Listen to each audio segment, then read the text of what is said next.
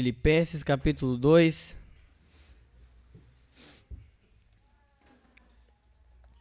Verso 12 diz assim: Assim, pois, amados meus, como sempre obedecestes, não só na minha presença, porém, muito mais agora, na minha ausência, desenvolvei a vossa salvação com temor e tremor.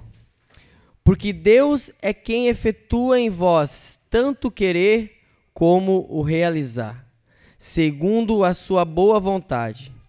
Fazei tudo sem murmuração nem contendas, para que vos torneis irrepreensíveis e sinceros, filhos de Deus, inculpáveis no meio de uma geração pervertida e corrupta, na qual resplandeceis como luzeiros no mundo, preservando a palavra da vida, para que, no dia de Cristo, eu me glorie de que não corri em vão, nem me esforcei inutilmente. Entretanto, mesmo que seja eu oferecido por libação sobre o sacrifício e serviço da vossa fé, alegro-me e com todos vós me congratulo. Assim, vós também, pela mesma razão, alegrai-vos e congratulai-vos comigo. Amém. Vamos orar.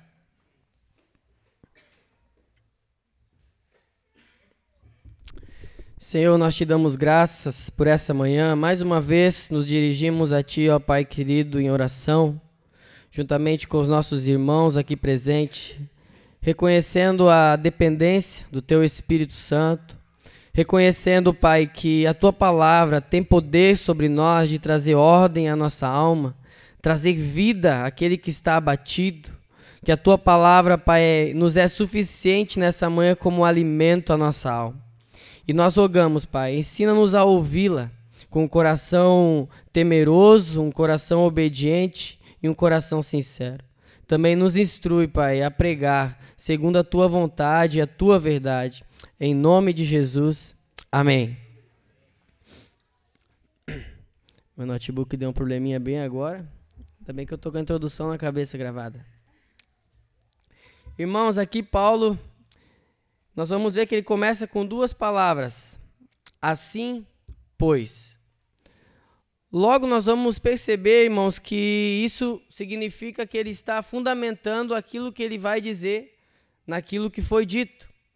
O Luiz muito bem pregou semana passada sobre o hino, né, soteriológico, um hino cristocêntrico, onde começa ali em Filipenses capítulo 2, no verso 6 ao verso 11, que vai nos dizer sobre a humilhação de Cristo e a sua exaltação. Que mesmo sendo Deus, não usurpou ser igual a Deus, mas a si mesmo esvaziou-se, tomando a forma de servo, e fazendo-se semelhante aos homens, achado na forma de homem, humilhou-se a si mesmo, sendo obediente até a morte e morte de cruz. Paulo havia aplicado essa doutrina da humilhação e exaltação do nosso Senhor Jesus Cristo como um modelo supremo de humildade para combater a vanglória, o egoísmo, o partidarismo dos irmãos na igreja de Filipenses. Essa doutrina ela estava corrigindo e ela se tornava o alicerce do puro sentimento que eles deveriam ter, e esse sentimento iria resultar em práticas entre eles. E aqui nós aprendemos algo muito precioso, meus irmãos, que doutrina, teologia, não tem como objetivo, não tem como sua intenção apenas nos informar sobre algo, mas ela tem como objetivo nos transformar. Não, ela não tem apenas como objetivo nos levar a um conhecimento sobre tal assunto, mas ela tem como objetivo nos levar à vida. A teologia, ela desemboca em vida. Então, Paulo conclui com essa doutrina da humilhação de Cristo para corrigir esse sentimento no meio da igreja, e também agora ele fundamenta esse mesmo trecho para aquilo que ele irá falar, que é abrir as portas daquela igreja e mostrar de forma prática como eles deveriam se comportar no seu dia a dia. Por isso que ele começa com essas duas palavras, a partir disso, ou seja, diante disso, assim pois, ou portanto, por meio disso, essa doutrina é o fundamento daquilo que iremos falar. E ele começa falando sobre obediência. Reparem comigo no verso de número 12. Como sempre obedeceis, não só na minha presença, porém, mas muito mais agora, na minha ausência. Aqui, meus irmãos, Paulo está dizendo à igreja, aos seus irmãos de Filipenses, que a sua obediência não devia ser motivada pela presença de Paulo. E a durabilidade da sua obediência também não deveria ser somente quando Paulo estivesse no meio deles. Paulo fala de forma enfática, muito mais agora, na minha ausência. Então é bem pelo contrário. Mesmo Paulo sabendo que ele podia contribuir à igreja, contribuir ao desenvolvimento daqueles irmãos, Paulo alertava para que eles se esforçassem em sua ausência para manter e permanecer em obediência ao Senhor. O que Paulo estava fazendo é dizendo que os filipenses não poderiam usar da ausência de Paulo no meio deles como desculpa para não obedecerem a Deus, como desculpa para dizerem que não precisam ou é muito difícil obedecer ao Senhor. Nós voltarmos um pouco antes, no capítulo 1, no verso 27, Paulo fala assim: vivei acima de tudo por modo digno do evangelho de Cristo, para que, ou indo ver-vos, ou estando ausente, ouça no tocante a vós, que estáis firmes em um só espírito, como uma só alma, lutando juntos pela fé evangélica. Então Paulo já havia alertado que tanto na sua presença ou na sua ausência, eles deveriam viver de forma digna, eles deveriam perseverar em obediência. Paulo vê que é possível que os membros daquela igreja viessem a florescer ainda mais na sua ausência.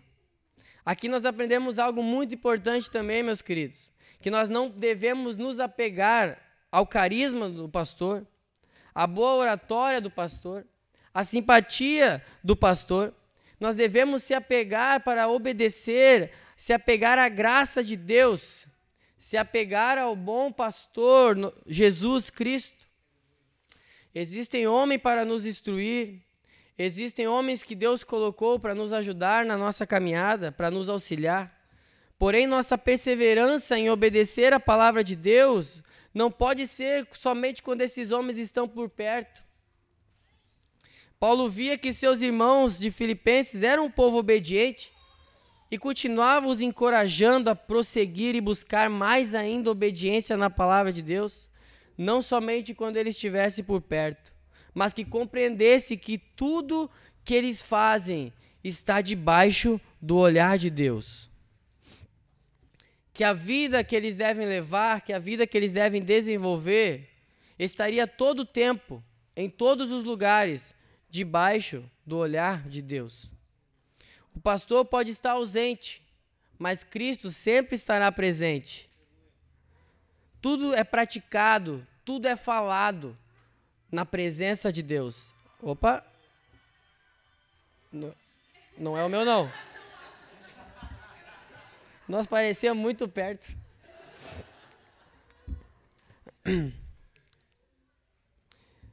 A presença visível de um homem não pode inibir mais do que a presença invisível de Deus. O que você faz quando ninguém te vê fazendo? A razão fundamental para a obediência deve estar em Cristo, e não em Paulo, e não nos homens. Pois estes passam, mas a palavra de Deus permanece. A palavra de Deus jamais falhará e passará. Quantos exemplos, meus irmãos, nós temos de pessoas que se decepcionaram com líderes e por causa disso abandonaram a obediência a Deus, abandonaram a obediência à palavra de Deus, com todo o respeito ao processo de cada um, ao choque de decepção que muitos tiveram, mas um erro do homem não pode anular o preço que foi pago na cruz. E é nisso que você deve se apegar. É nisso que você deve ter como base para a sua obediência. Existem muitos que verdadeiramente nos procuram para seguir a palavra, para buscar um novo lugar após uma decepção, para fomentar a obediência que jamais saiu dos seus corações, que as decepções não conseguiram apagar. Mas existe também aqueles que, na verdade, eles se escondem atrás dos erros dos outros, para justificar a sua desobediência, quando na verdade eles apenas estão mostrando que o seu Deus era um homem e não o Deus da palavra, o Deus verdadeiro. Então devemos parar de dizer que nós não obedecemos a palavra porque fulano fez aquilo, ou nós não obedecemos a palavra porque fulano deixou de fazer aquilo, ou aquele líder prometeu tal coisa e não cumpriu.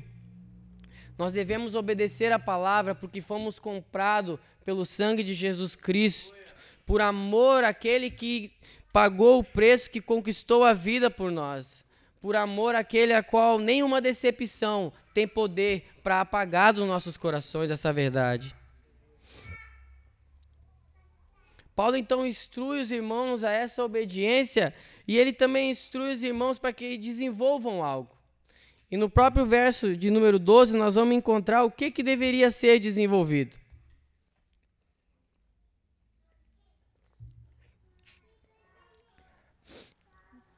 Na parte B ali, meus queridos. Desenvolvei a vossa salvação com temor e tremor. Até aqui, meus irmãos. Agora nós vamos entrar em alguns dilemas. Se a salvação ela não é gratuita e obra exclusiva de Deus e nos é dada por um único ato na cruz, o que Paulo está falando aqui? Será que eu estou indo contra a mensagem da reforma protestante? Somente a graça? Somente a fé? A salvação não é pela graça, em vez de ser por obras? Ou até mesmo eu estou achando que Paulo está se contradizendo nas Escrituras? Que Paulo defendeu que a salvação é somente pela graça e nesse texto ele fala sobre o desenvolvimento de uma salvação? Vamos às respostas dessas perguntas e nós vamos ver que sim, a salvação é somente pela graça e que não estamos indo contra a reforma protestante e não estamos indo afirmando contradição nas Escrituras. Na Bíblia, a salvação é representada de 3 maneiras diferentes: passado, presente e futuro. Que se refere ao passado, nós fomos salvos, fala de justificação. Quando falamos no presente, estamos sendo salvos, fala de santificação. E quando falamos no futuro, seremos salvos, estamos falando sobre glorificação. Na justificação, os crentes são imediatamente salvos da penalidade do pecado. Na santificação, eles são salvos progressivamente do poder e da prática do pecado. E na glorificação, eles são finalmente salvos da presença do pecado.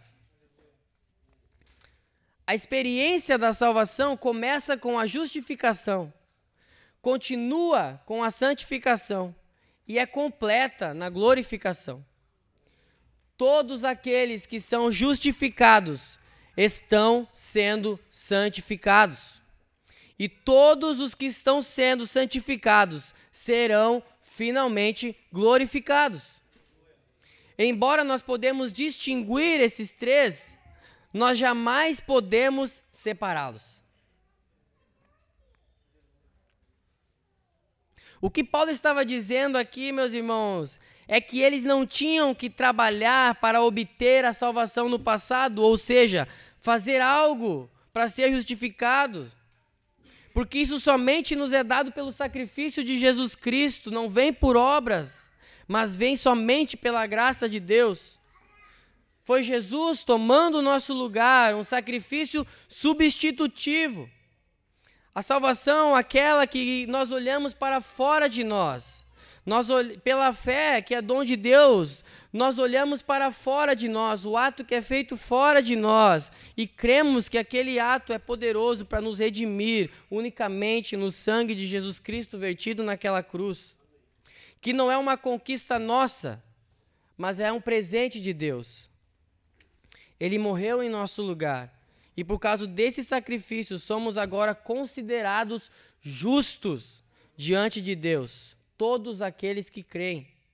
Efésios capítulo 2, verso 8 vai dizer assim: porque pela graça sois salvos mediante a fé, e isso não vem de vós, é dom de Deus, não de obras, para que ninguém se glorie.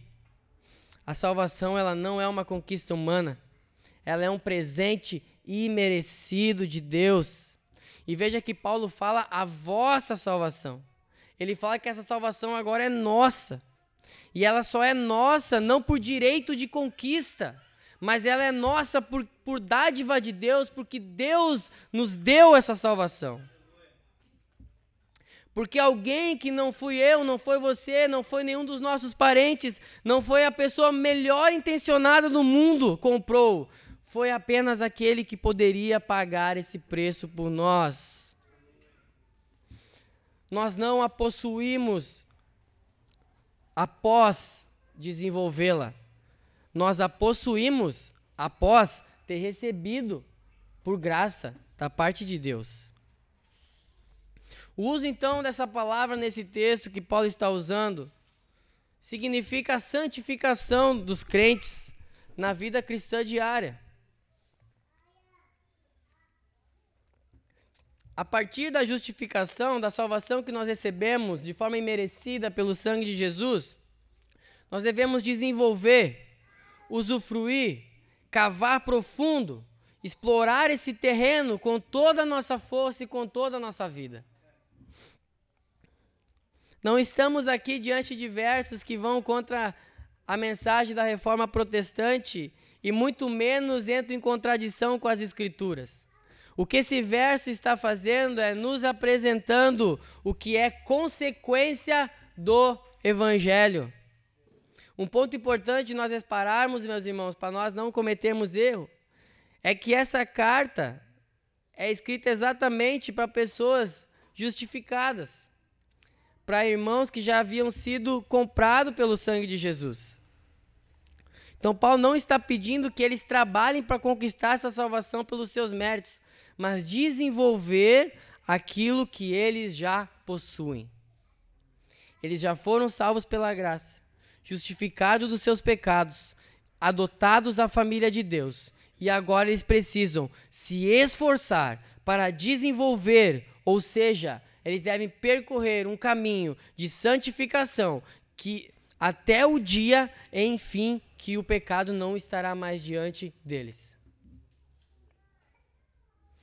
Se a justificação ela acontece um novo nascimento, a santificação ela é o crescimento que necessariamente se resulta dele. Perceba, necessariamente se resulta. A justificação é a declaração de Deus de que o pecador que crê é justo por conta dos méritos de Cristo imputados a esse pecador. Agora, a santificação é o crente saindo desse tribunal, aonde Deus declarou de uma vez por todas esse homem justo, e imediatamente ele é lançado num processo pelo qual o Espírito de Deus começa a o capacitar todos os dias, cada vez mais, para se conformar à justiça de Cristo, tanto no seu interior como de forma externa. Veja, meus irmãos, que essa obra da justificação, ela nos faz uma separação do mundo. Deus nos separa das coisas do mundo para sermos santos, porque Ele é santo. Nós agora somos separados para representar o seu povo, o seu nome. E isso ocorre como resultado necessário da justificação. É como um fluxo natural. É como um fluxo natural de alguém que foi justificado começar a buscar andar em santidade, buscar santificação. Lemos também que saímos desse tribunal onde Deus nos considerou como uma pessoa justa, onde não temos mais culpa, onde o preço foi pago, e nós recebemos a vida que Ele conquistou para nós, e imediatamente somos conduzidos a um lugar para nos conformar, nos adequar, viver e amar agora Cristo, a vida de Cristo. Por que estou repetindo isso, meus irmãos? Porque se somos justificados, é inevitável que vamos percorrer um caminho de santificação. É inevitável cairmos e parar nesse caminho de santificação. Visto que como objetivo é sermos salvos progressivamente da prática do pecado até o dia em que o pecado não mais estará diante de nós. Não faz sentido, meus irmãos, dizer que Cristo nos salvou e enchermos nossa boca para dizer que vamos viver a vida do nosso jeito, que vamos continuar amando o pecado, que vamos continuar andando a vida sem temor a Deus, que não vamos nos preocupar com a santidade do nome de Deus, que não vamos temer porque agora somos representantes do nome santo de Deus aqui na terra.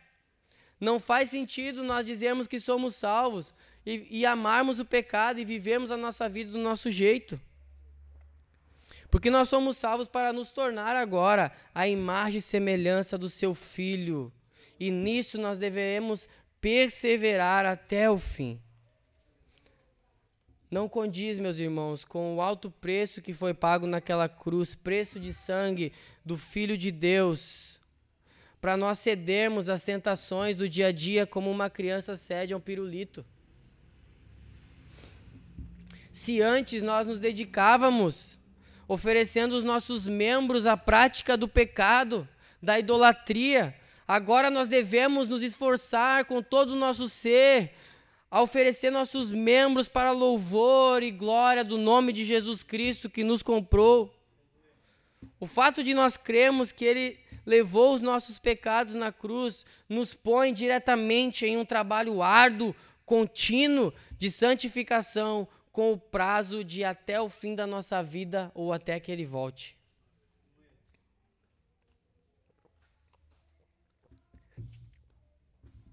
Embora, meus queridos, a justificação e a adoção são obras acabadas instantaneamente, a santificação não é. E isso está muito longe de uma abordagem passiva da vida cristã ou de um vou relaxar e deixar Deus agir. Um comentarista chamado William Hendrickson comenta assim: a salvação é um processo no qual não permanecem passivos ou adormecidos, mas muito pelo contrário, participam de forma extremamente ativa. É uma busca, uma perseguição de um alvo, um esforço, uma disputa, uma luta, uma corrida. É um seguir após, é um prosseguir, é uma corrida. Ou seja, o processo é progressivo, porém nunca completo nessa vida. O que seria então desenvolver isso? Desenvolver essa santificação, desenvolver essa salvação? É levá-la a uma conclusão, é digeri-la plenamente e aplicá-la no nosso viver diário de forma prática. Essas palavras soam nesse texto como um mandamento divino. Ela significa dedicar-se a um trabalho, esforçar-se para executar uma tarefa. A intenção de Paulo aqui é mostrar que essa salvação que ele falava para desenvolver ia requerer desses irmãos muito esforço, perseverança, vigor, força, saúde, que eles deveriam andar de forma incansável, com valentia. E esse é o primeiro sentimento que o cristão deve ter. Logo que o cristão é salvo, justificados, é de desejar a santidade, é de desejar e ansiar por santificação, por um novo coração, por um novo andar, um novo caminhar, um amor verdadeiro. Jonathan Edwards, ele fala um pouco sobre esse inevitável, ele usa a palavra inevitável, desejo do cristão pela santificação. Ele fala que é inevitável uma pessoa que seja salva não deseje a santificação. E ele diz assim: a natureza de alguém que é um recém-nascido espiritualmente é de ter sede de crescer em santidade, assim como é a natureza de um bebê recém-nascido ter sede do leite da sua mãe. Ele fala que é natural para aqueles que são salvos, de forma inevitável, desejar, ansiar por Deus, pela santidade, como um fluxo normal de um novo nascimento, ter sede de Deus, ter fome da palavra de Deus, ter um forte anseio e um genuíno anseio pela santificação. Se você, meu irmão, não anseia a santificação, não vou dizer para você se esforçar a fazer coisas, porque você vai se tornando um legalista, mas reveja a sua justificação. Volte seus olhos com fé à obra da cruz, para que esse anseio seja natural, para que a força que há no crer no Evangelho o leve de forma natural a desejar, ansiar e venha com força te fortalecendo na caminhada para a santificação. Então, diferente, meus irmãos, da justificação onde não há esforço humano, na santificação há muito esforço humano cheio do Espírito Santo.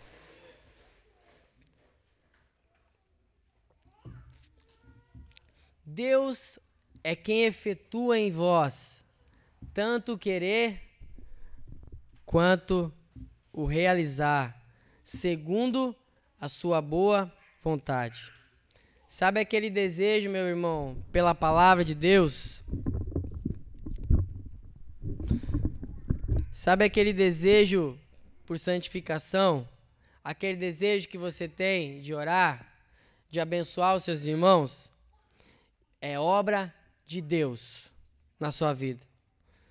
Nós éramos caídos, nós queríamos exatamente as coisas contrárias a Deus. Cobiça, vanglória, egoísmo, totalmente depravados. Era impossível em nós querer ou desejar algo tão santo, algo tão puro, sem que o Senhor tenha tocado na nossa alma, sem que o Senhor tenha nos inclinado a essas coisas, as coisas do alto, as coisas eternas. Nós vivíamos pensando só nas coisas passageiras, acumulando riquezas, acumulando coisas para nos salvar. E se nós podemos pensar em algo que é do alto, se nós podemos juntar tesouros nos céus e não mais na terra, é porque antes de tudo, o Senhor inclinou a sua misericórdia a nós e tocou a nossa alma. E nos deu também a capacidade para praticá-las. Por mais que é um esforço contínuo, duro, difícil, nós não estamos sós. Nós temos o Espírito Santo para nos capacitar. Sem Ele, nada podemos fazer. Ele é a videira e nós somos os ramos. Longe dele, nós não podemos dar frutos. É impossível, meus irmãos, que essa lâmpada se acenda sem que estejam todos os fios conectados ao lugar certo. Essa luz só chega porque todos os fios estão conectados no lugar certo. Assim é nós, na santificação. Nós iremos produzir frutos dignos daquilo que fomos salvos se estivermos nele, na dependência dele. E também, paralelo a isso, nós devemos nos esforçar. Não podemos pensar que, porque Deus faz, nós devemos mergulhar na preguiça. Paulo instrui Timóteo, em 1 Timóteo, capítulo 4, no verso 7, ele instrui Timóteo dizendo assim: exercita-te pessoalmente na piedade. Deus usa de meios de graça para nos santificar, sendo ele como os principais as disciplinas espirituais pessoais e as disciplinas espirituais coletivas. Como, por exemplo, meditar na palavra de Deus, oração, adoração, solitude. e publicamente, coletivamente, o que nós fizemos agora há pouco, adoração pública, isso tem poder de nos santificar. Ouvir a palavra de Deus pregada, o que nós estamos fazendo agora. A oração coletiva, o que o Luiz fez antes, não é um ritual, depois da terceira música vem a oração. Não, é nós crendo no poder de Deus, nós nos santificando. É a comunhão entre os irmãos, dentre muitas outras ferramentas que Deus nos dá para a santificação de forma prática. E em tudo isso, mesmo nós nos esforçando, nossa confiança não está em nós mesmos, mas somente em Deus. Senão tudo isso se torna legalismo. Essa obediência à palavra, esse processo de santificação deve ser feito, como Paulo instrui, sem murmuração, sem contenda. E aqui Paulo fala tudo, que é o quê? Todas as áreas da nossa vida, em todos os lugares que nós estivermos. Em tudo devemos andar sem murmuração e sem contenda. A murmuração, meus queridos, é uma praga. Como diz minha avó, né? Praga. Nós podemos lembrar do povo no deserto.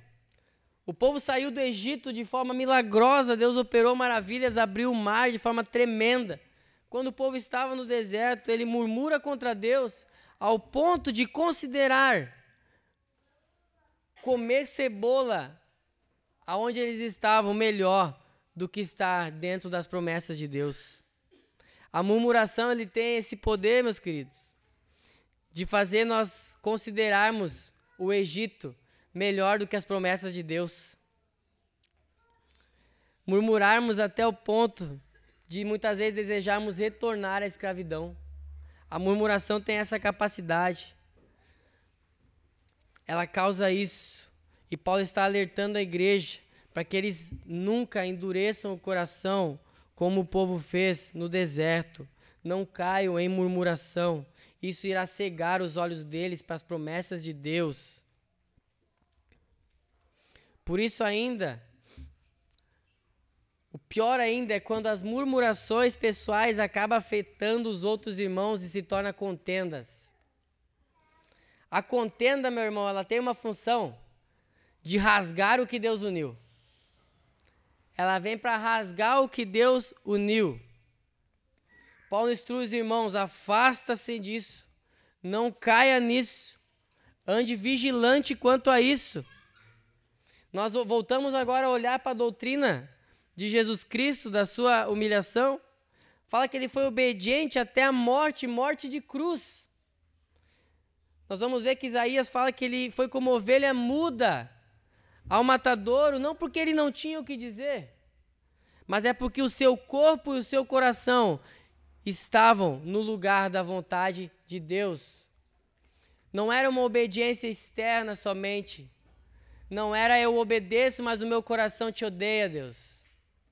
Eu te obedeço, mas o meu coração murmura contra o Senhor. Não, é obediência externa, fruto de um coração que ama ao Senhor, que devota ao Senhor, que está na vontade do Senhor, que ama a vontade de Deus.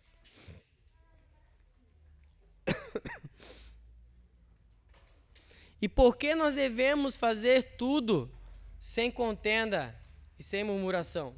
O texto vai nos dizer: para que proveis ser irrepreensíveis e inocentes no meio de uma geração perversa, a qual resplandecei como luminares neste mundo, fazendo propaganda para luzeiros, como luzeiros neste mundo.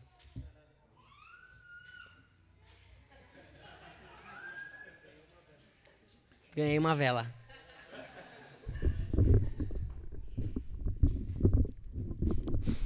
A murmuração e a contenda, meus irmãos, eles caracterizam nada mais, nada menos do que este mundo.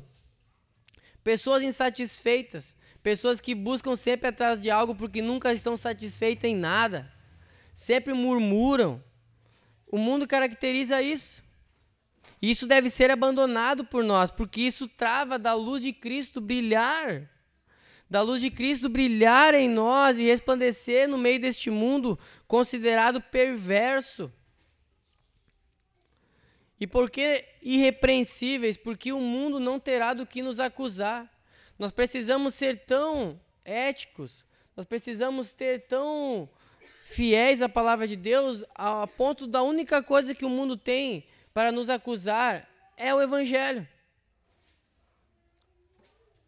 É o Evangelho. Isso é ser irrepreensível.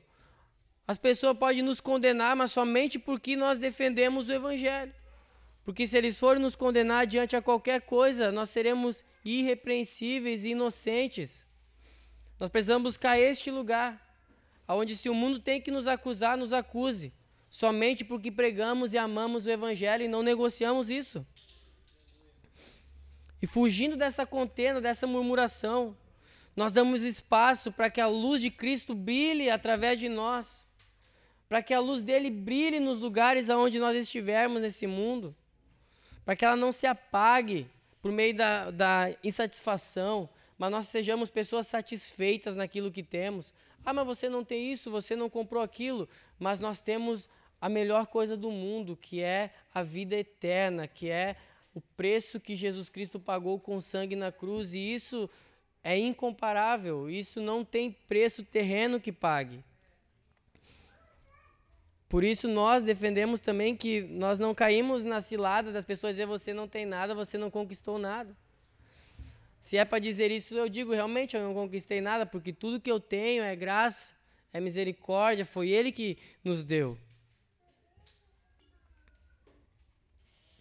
E nós vamos ver que tudo que nós falamos sobre a obediência e a santificação, Paulo de forma prática fala que isso vai resultar no mundo. Essa nossa vida vai desembocar no mundo, vai desembocar na sociedade.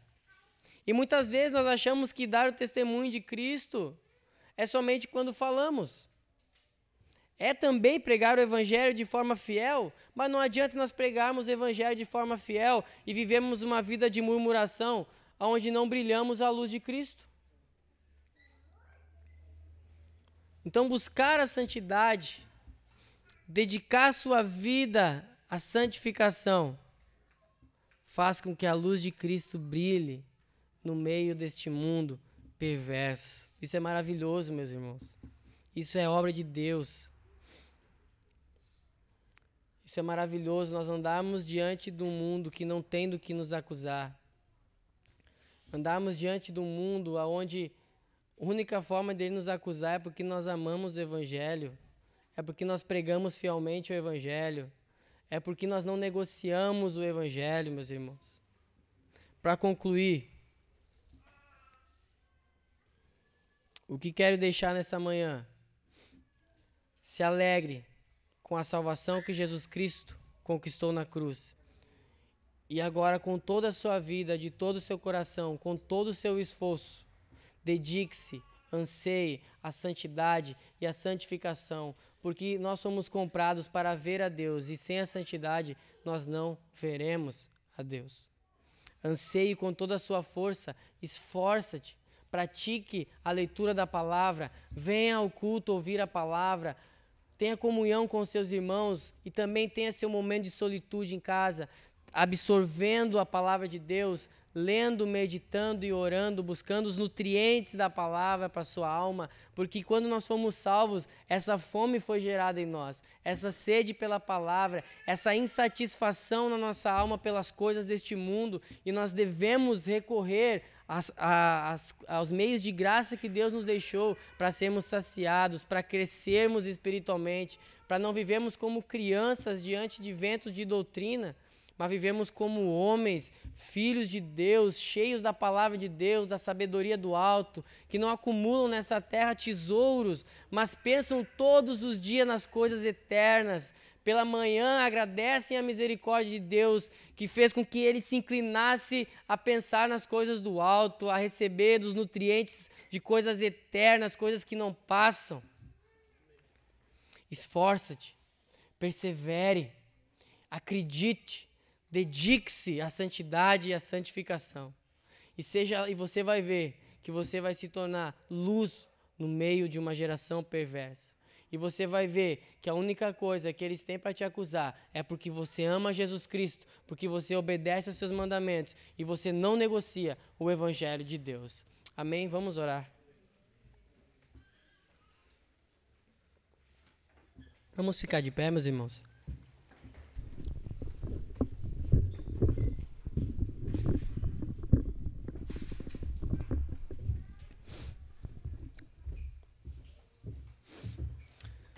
Pai, com temor e tremor, como a Tua palavra nos instrui, nós reconhecemos que fomos comprados por um alto preço e que agora nos tornamos representantes do Teu nome que é santo.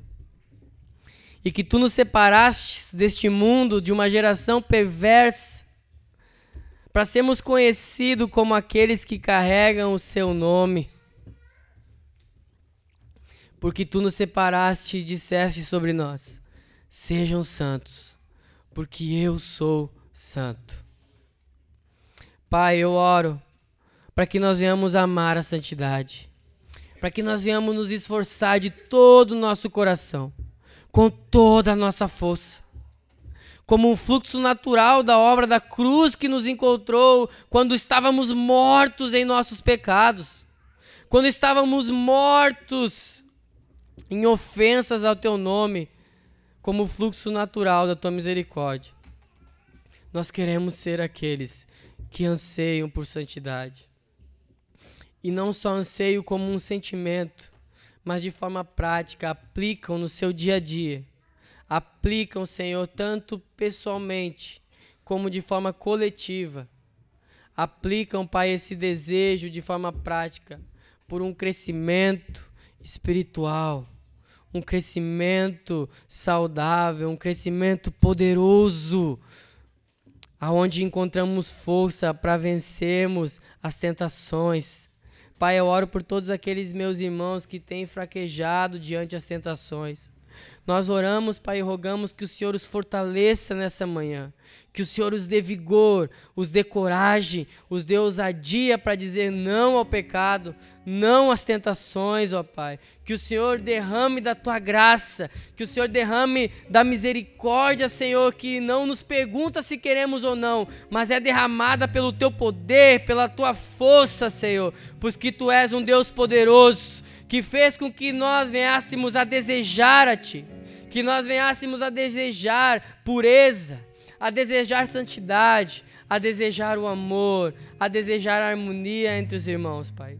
E nós Te louvamos essa manhã e Te bendizemos, porque Tu és o nosso Deus e Tu és o nosso Senhor. Em nome de Jesus. Amém.